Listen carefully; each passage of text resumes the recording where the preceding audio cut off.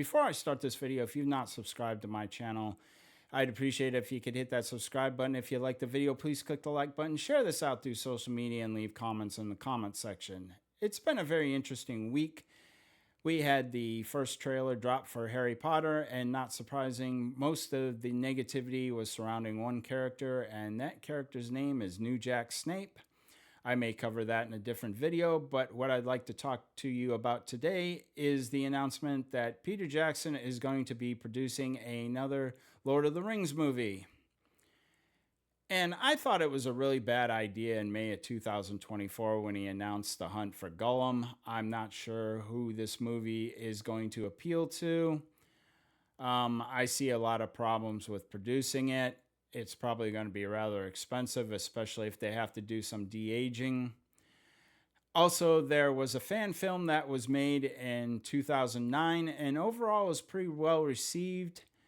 I actually saw it. It's a pretty good movie, especially for a fan film. I thought they did a real good job considering the limited source material. I'm also skeptical because of the way the Hobbit trilogy turned out. It was a complete and utter mess. I will admit that not all those issues were Peter Jackson's fault, and he did come out and kind of apologize for things. But now we have the news that he is in the process of producing another Lord of the Rings movie called The Shadow of the Past with Stephen Colbert, of all people. Fuck. Yep, that's how I feel about it. The irony is that Chapter 2 of the Fellowship of the Ring is called The Shadow of the Past, and it is one of the source materials for The Hunt for Gollum, along with The Council of Elrond, which is Book 2, Chapter 2 of the Fellowship of the Ring, and then you've got a few paragraphs in the appendices. And while I think Andy Serkis is a great Gollum, I highly question his directing talents. And everyone also has to remember that this is not late 90s Peter Jackson. This is 2020s Peter Jackson. And while he was not directly involved in War of the Rohirrim, he did give his blessings on it. So let's go see what this is all about. There's a little interview they did, and we'll just click over to that, and let's see what they have to say. Well, hi everybody. I thought it was time to give you all a Hunt for Gollum update, the first of many that we'll do, little blogs along the way. And Andy Serkis has been busy designing the film. He's going to direct it and obviously play Gollum. We've got a lot of the old team back again, familiar faces and some new faces. But Andy's doing a terrific job. It's looking amazing. The script is coming together really well, and I think it's going to be a really good film, But that is not...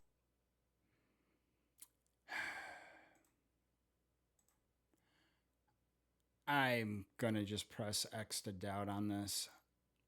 I don't think this is going to be very good. I just don't have faith. Like I said, just too much going against this. Maybe I'm wrong. I hope I'm wrong. I hope this is great. I hope they figure everything out, and I hope this is entertaining. Not the only Tolkien movie that we're developing. We've actually got another film that we'll be making after Hunt for Gollum. So that's a really weird phrase. Talking movie? I mean, are we back in like the 1920s or something when silent films and whatnot? I'm just confused by the verbiage there. Well, whatever. Let's continue. I thought I should tell you a little bit about that.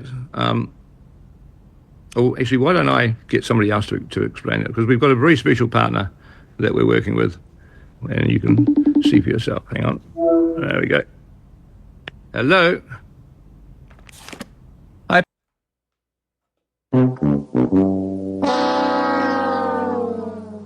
Peter? Hey, Stephen. Hi, how are you? How are you doing? Good, good. Good. I like all your Tolkien stuff on the wall there. That's that's Oh, hard. thanks. This is Hardcore. just part of the collection. So I was just explaining to the folks about the next Tolkien movie after Hunt for Gollum, and the fact that we've partnered up with you to develop the script. So Yeah, I'm pretty happy about it.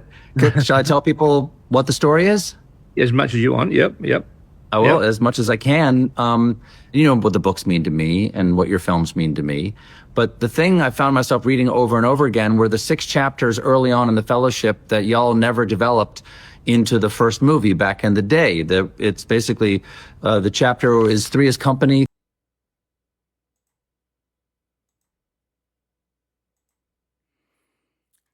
Okay, they don't go through it, so I will. Okay, the movie Shadow of the Past will cover the following chapters. 3 is company. That is Frodo, Sam, and Pippin leaving leaving Hobbiton behind.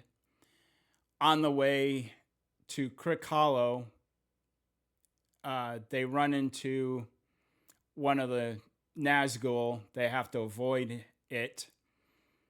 And then along their travels, they come to Farmer Maggot's house. Maggot, not the Melanie Mac word. And that's called a shortcut to mushrooms. They have a mushroom meal with Farmer Maggot. And then they move on to Crick Hollow. That is a conspiracy unmasked, where Frodo basically tells Pippin and Merry that he's not staying there and that he's heading on to Bree and eventually Rivendell. Merry and Pippin confess that they already knew about the conspiracy and that they're coming. So all 4 of them head into the old forest, where they are grabbed by Old Man Willow. Old Man Willow is foiled by Tom Bombadil, who knows his song. And Tom takes him to his house, where he feeds them honey and other stuff, like vegan stuff, because Tom doesn't kill anything, obviously.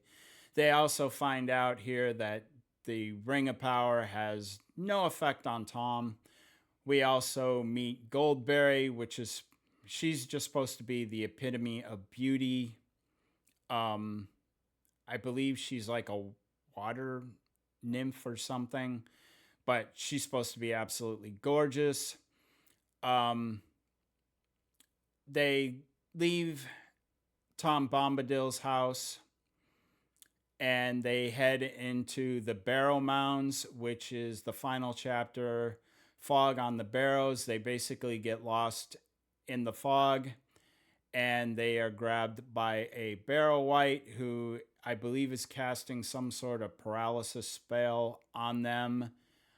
And right before Frodo loses consciousness, he's able to sing Tom Bombadil's song, which brings Tom Bombadil to the mound where they're at, and he basically uses his magic to destroy the Barrow Wight. They find some Westernese blades there, which become very important in the book. One in particular, the one that Merry is carrying, because when Éowyn kills the Lord of the Nazgul, the reason why she is able to do it with her sword is because Merry struck the Lord of the Nazgul with that Westernese blade, and they were designed to basically destroy the magic that surrounded the Lord of the Nazgul, and that magic made him invulnerable to all weapons, basically.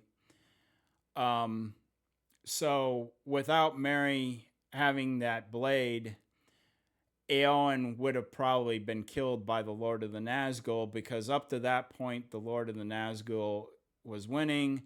Merry strikes him in the back of his knee. That kind of slows his progress. It weakens him. I believe he drops down to one knee. At least in the movie, he kind of does. And then Eowyn kills him. The other problem is some of these chapters were covered in Peter Jackson's adaptation, Three's Company. They kind of cover that. They meet Merry and Pippin and Farmer Maggot's basically in his crops. They're like stealing mushrooms and shit. So they also get chased out of there. They don't have a meal. They get chased out by Farmer Maggot. And then a conspiracy unmasked. They basically confess that they already know what Frodo and Sam are up to, and they want to come along. So it's kind of backwards the way Jackson did it, because I believe they avoid the Nazgul after the four of them together. And in the book, it's just Pippin, Frodo, and Sam that encounter the Nazgul. I'm not sure how you're going to make a movie that reconciles this movie and the book at the same time, because they don't reconcile with each other. But let's get back to what is going on here and hear what they have to say. Through Fog on the Barrow Downs. And I thought, oh, wait, maybe that could be its own story that could fit into the larger story. Could we make something that was completely...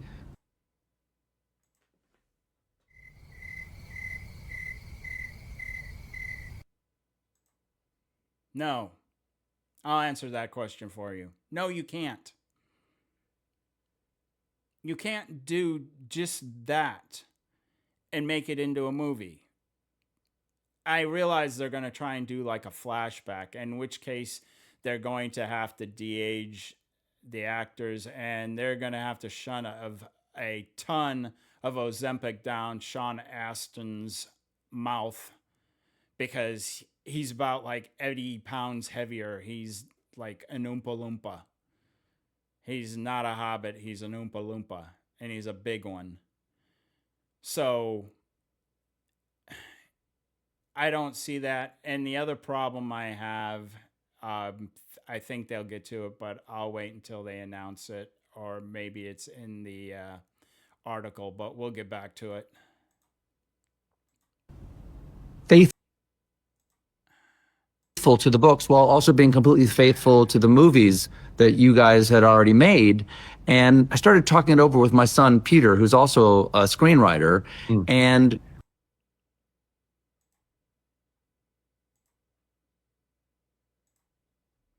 Peter's not a screenwriter.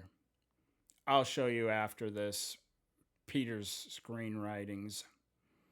And also, like I said, you can't reconcile all this. There's no way to make it reconcilable. But let's continue. we worked out what we thought would work, especially as a framing device for that story. And it took me a few years to scrape my courage into a pile to give you a call. But about 2 years ago, I did. You liked it enough to talk to me about it. And ever since then, the two of us have been working with the brilliant Philippa Boyens on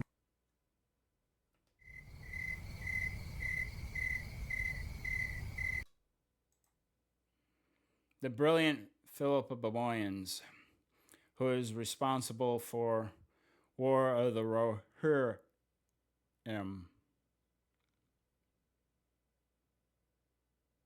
Nope. And we'll get back to that too. how to develop the story. And we recently took it to Richard Brenner at New Line and Pam Abdi and Mike DeLuca at Warner Brothers. And I could not be happier to say that they loved it. And so that's what we're going to be working on. The people at Warner Brothers were almost fired because Warner Brothers is like, what, 40, 50 billion dollars in debt because of them. I mean, they were only saved, and maybe this is just a temporary slave, because Paramount is in the process of buying them. Oh, yeah. Paramount basically fired Stephen Colbert, so this ought to be interesting.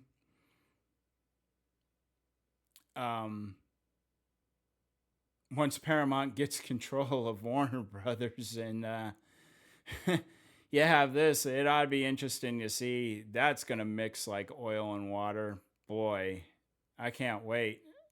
I mean, the Ellisons may just cancel this shit. I can hope.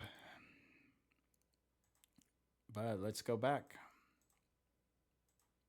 Fantastic. Now, are you sure you've got the time, though? Because, That I did not think I would have the time. As much as I love it, I knew I couldn't do that and do the show at the same time. But it turns out I'm going to be free starting this summer. Well, isn't So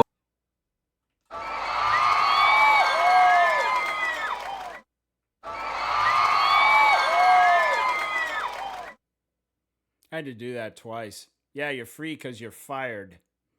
isn't that fortunate? isn't that a you catastrophe right there? So if you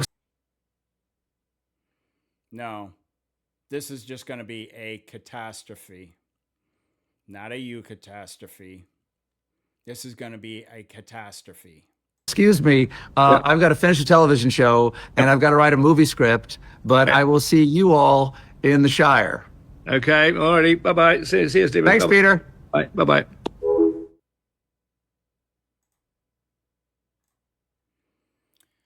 Okay. Yeah, like I said, there's a ton of problems. Let's go to a couple of things. First off, let's go to the IMDb for Peter McGee. That's his writing credit.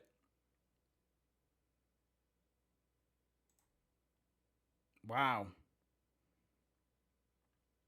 How do you call someone a writer? I mean, should I call myself a writer?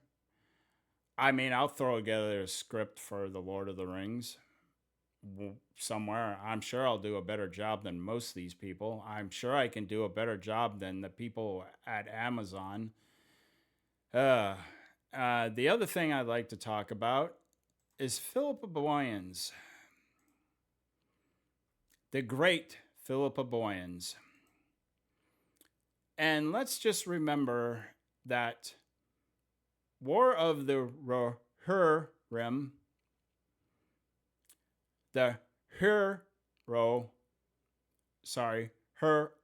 story that was supposed to be about Helm Hammerhand, which is who was named, Helm Hammerhand.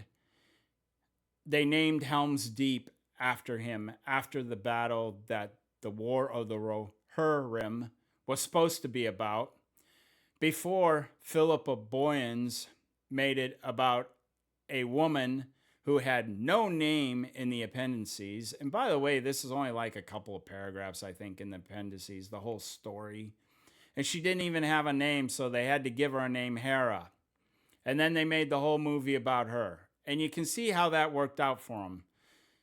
$20,758,572 on a $30 million budget, and probably $10 million at least in marketing. And that's probably being kind. So they made none of their production money back. They barely made their marketing back on this garbage, and they lost $30 million. Now you say, well, that's not a big deal. But when your production budget is $30 million and you lose $30 million, well, that is sort of a big deal.